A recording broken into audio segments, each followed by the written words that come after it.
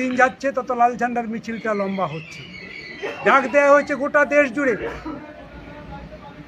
কৃষক বিরোধী আইনের বিরুদ্ধে সমস্ত মানুষকে এক হতে হবে। গোটা দেশের শ্রমজীবী মানুষকে এক করার জন্য আমরা আহ্বান করেছি।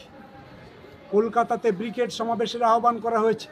এই প্রথম আমাদের রাজ্যে শ্রমিক শ্রেণীর ডাকে, মেহনতি মানুষের ডাকে, গরিবদের ডাকে, গতর বিক্রি করা মানুষের ডাকে ব্রিগেড, সেই ব্রিগেড হবে আগামী 20শে এপ্রিল। সেই ব্রিগেডকে সামনে রেখে শুরু হয়েছে বিভিন্ন পাড়ায়, বিভিন্ন মহল্লায় ছোট ছোট মিছিল, পথসভা এবং পাড়া বৈঠক। তারই একটা উদাহরণ সন্দেশখালীতে। আজকের সকাল হতে না হতেই কালকের প্রেস মিট হয়েছে। প্রেস মিট করে কৃষক, ক্ষেতমজুর, শ্রমিক নেতারা ঘোষণা করেছেন 20 তারিখে ব্রিগেড হবে, 20শে এপ্রিল ব্রিগেড হবে। আজকের সন্দেশখালীতে আপনারা দেখলেন সেই মিছিল।